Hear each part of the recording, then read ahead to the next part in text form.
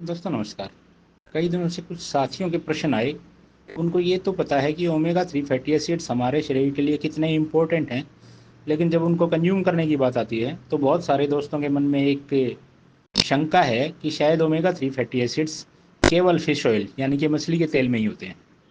जबकि बहुत सारी प्राकृतिक चीज़ें ऐसी हैं जो वेजिटेरियन फूड से ओमेगा 3 उपलब्ध करवाती हैं, जिनमें मुख्य तौर पे अगर आप इंटरनेट पे, विकिपीडिया पे, गूगल पे सर्च करेंगे, उनमें मुख्य तौर पे लिंसीड ऑयल यानी कि अलसी का तेल है। आयुर्वेद में अलसी का तेल हजारों सालों से ओमेगा 3 के एक हेल्दी रिसोर्स के रूप में प्रयोग किया जाता है। जब इस तेल को प्रिजर्व करके कंज्यूम करने की बात आती है तो ये सॉफ्ट जेल कैप्सूल्स के अंदर भरा जाता है, जैसे कि ओमेगा नेक्स्ट आपका सीजे स्टोर का जो प्रोडक्ट है,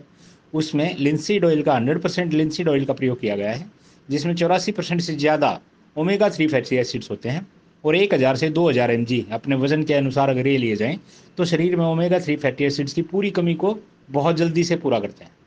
आपके हार्ट को, आपके ब्रेन को, आपके चिड़चिड़ेपन को दूर करने के लिए, महिलाओं के पीरियड्स की बहुत सारी समस्याओं को दूर करने के लिए ओमेगा 3 बहुत बेहतरीन काम करता है। लेकिन जब उनको शंका होती है कि क्या इसके ऊपर लाल निशान है, क्या कहीं ये नॉन वेज प्रोडक्ट तो नहीं है, तो ये एक एफएसएसआई के नॉर्म्स के अकॉर्डिंग जो चीज़ें नॉन वीगन सोर्सेज से यानी कि एनिमल ऑर्गेन्स से या एनिमल से ली जाती हैं, उन पर लाल निशान लगाना अनिवार्य होता है।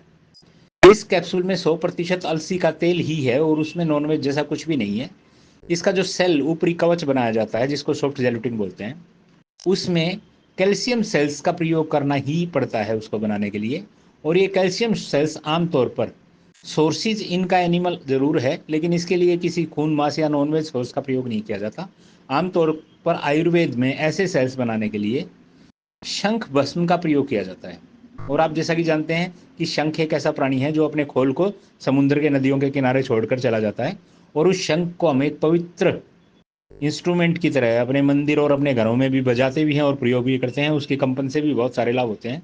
तो शंख का क्या लाभ है ये बात तो दूर की बात है, लेकिन शंख भस्म जो है वो आमतौर पर पूरी दुनिया में बहुत अच्छा जेलुटिन सेल बनाने के लिए प्रयोग होती है। इसी तरीके के कैल्शियम सेल और भी जानवरों के प्रयोग किए जाते हैं, लेकिन उनमें किसी जानवर की मृत्यु कराना या उसकी हत्या करना या उसको खून मांस को प्रयोग करना, ऐसा नॉनवेज जैसा कोई भी सोर्स जो होता है वो प्रयोग नहीं किया जाता है इन सेल्स को बनाने के लिए।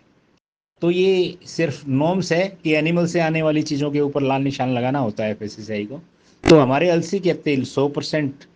वीगन वेजिटेरियन सोर्स होते हुए भी उसके सॉफ्ट जेलुटिन खोल के कारण उस पर लाल निशान लगाना होता है। तो आप अगर शाकाहारी हैं तो निश्चित तौर पे आप इन कैप्सूल्स का प्रयोग कर सकते हैं।